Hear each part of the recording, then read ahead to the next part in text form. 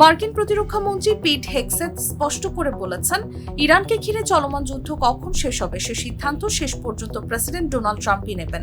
নির্বাচনী প্রচারণার সময় ট্রাম্প যুক্তরাষ্ট্রের বিদেশি যুদ্ধে হস্তক্ষেপের অবসান ঘটানোর প্রতিশ্রুতি দিয়েছিলেন। তবে এই অবস্থান ট্রাম্পের সমর্থক গোষ্ঠীর মধ্যেই বড় ধরনের বিতর্ক তৈরি করেছে।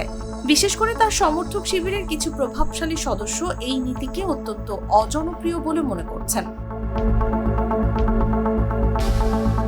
তাদের দাবি, ট্রাম্প আসলে ইসরায়েলের ইচ্ছা অনুযায়ী কাজ করছেন এবং এটি আমেরিকা ফার্স্ট নীতির সঙ্গে সামঞ্জস্যপূর্ণ নয়।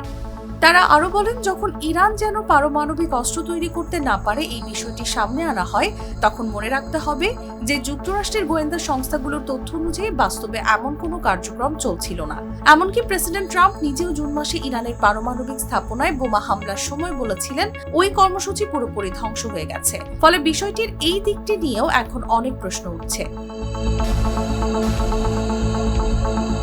এদিকে ট্রাম্পের মন্তব্যে যুদ্ধ শীঘ্রই শেষ হতে পারে এমন ইঙ্গিত দেওয়ার পর ইসরায়েলের কর্মকর্তাদের বক্তব্য ও সামরিক বিশ্লেষকদের মন্তব্যে উদ্বেগ ও দুশ্চিন্তার আভাস পাওয়া যাচ্ছে। বাস্তবতা হলো, ইসরায়েল এখনো এই যুদ্ধে জয় পায়নি। ফলে এই মুহূর্তে যুদ্ধ শেষ হলে সেটি ইরানের জন্য ও হিজবুল্লাহর জন্য বিজয় হিসেবে দেখা যেতে পারে। যুদ্ধ শুরুর পর থেকে ইসরায়েল বলে আসছে, ইরানের সরকার পতন না হওয়া পর্যন্ত এবং ইসরায়েলের জন্য হুমকি থাকা বন্ধ না হওয়া পর্যন্ত তারা হামলা চালিয়ে যাবে। এজন্য তারা ইরানের সামরিক, পারমাণবিক ও তেল স্থাপনাগুলোর উপর বোমা বর্ষণ অব্যাহত রাখতে চায়। এদিকে ইসরায়েল ইরানের তেল স্থাপনাগুলোর ওপর হামলার পরিধিও বাড়িয়েছে, যা যুক্তরাষ্ট্রকে অসন্তুষ্ট করেছে বলে জানা গেছে। বিশ্লেষকদের মতে কৌশলগতভাবে এটি ভুল দিকের পদক্ষেপ হতে পারে, কারণ এতে ইরানের জনগণ সরকারের পক্ষে আরো বেশি ঐক্যবদ্ধ হয়ে যেতে পারে।